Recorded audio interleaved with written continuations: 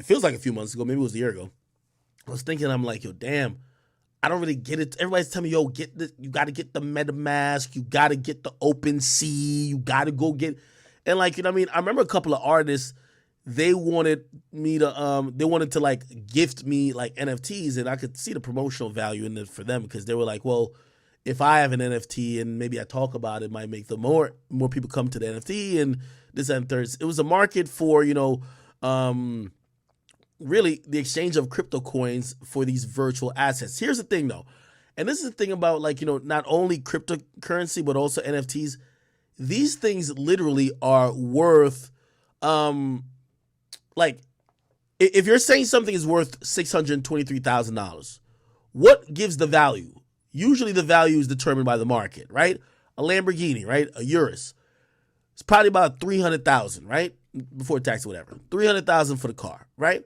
Now, if it's $300,000 for the car, why is it worth $300,000? It's just the parts that worth $300,000. Well, why is the parts worth $300,000? Well, it's because if that's on the market, that's the market value of it. That's what people would normally pay. Now, granted, and this is why, you get into these other alternative markets like the reseller market, especially when it comes to Yeezy and like exclusive drops and shit like that. But they kind of use a mix of the both to kind of create this NFT market shit where they would have these digital assets, they would have them limited, and because you saw someone cool with it, it would be valued a certain amount because you would see someone else buy something for that's close to it that was valued kind of closer the same. Anyway, Logan Paul bought an NFT, and it was probably just a fucking just image, right? I think this is, right? $623,000 in 2021. Now, what was being said about the whole crypto and NFT market, it was going to the moon. Biggest scam ever. I told you I'm down massive in cryptocurrency, okay? Now, I don't know how it goes from being worth $623,000 to worth $10, but I gotta imagine, like, nigga, how? Like, Ethereum, I mean, granted, at the peak, like November, it was at 4,000. Let me see what Ethereum is at right now. Let me see. Ethereum's at 1,300. So it's definitely down like 50, like 60, 65% or so like that. If you look at around 65% of that value, it shouldn't be $10. So I got to imagine that the NFT market crashed, right? Is that what's going on? Yeah, the market for NFTs are crashing, and it's probably crashing because the crypto market is a little bit unstable, but it also keeps declining. So essentially, why would you keep buying NFTs if, for example, and it's because it's using cryptocurrency, I would believe is a reason. If you buy something for $10 today, right? But let's say $10 is one Ethereum.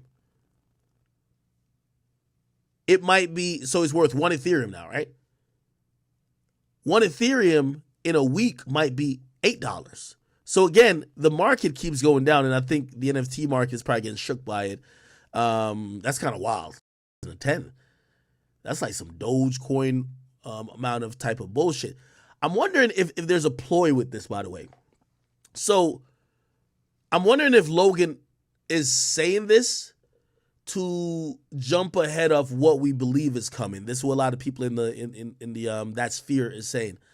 They believe people like Logan Paul, and they claim he's one of the biggest, I won't say culprits, but the biggest subjects of this, that he helped inflate a bunch of either coins or NFTs, which some people might call market manipulation, which the SEC would care about, not necessarily for cryptocurrency, but definitely for the stock market, but they're supposed to manage all markets, kind of, right? Kim Kardashian recently, million SEC. She came to a deal, so she got and by the way, this is the United States Securities and Exchange Commission. They charged her for illegally touting a crypto security, right? I'll read through it real quick. I can't really stay here long, but it says the Securities and Exchange Commission announced today charges against Kim Kardashian for touting a social media crypto asset security offered and sold by Ethereum Max without disclosing the payment she received for the promotion. By the way, a lot of people accuse that from Jake Paul, a few rappers, and definitely Logan Paul too, okay?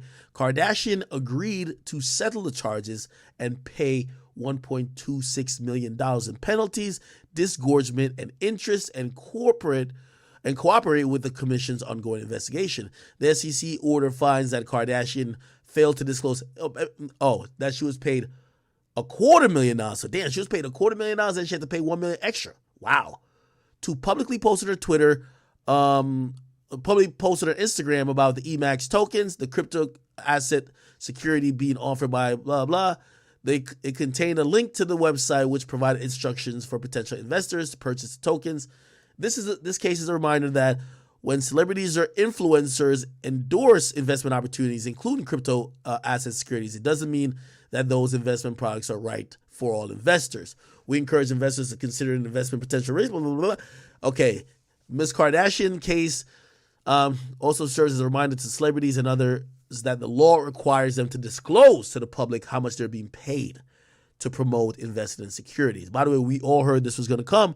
I think Kim K, rather than fighting it behind the scenes, Kim K is doing just way more money business above the board and would obviously want to be on very good terms with the SEC, so she just jumped on the sword.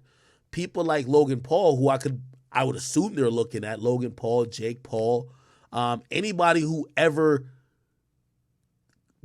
promoted a crypto coin or cryptocurrency without disclosing what they were paid to do it, especially the big guys, they're probably trying to avoid getting into this situation.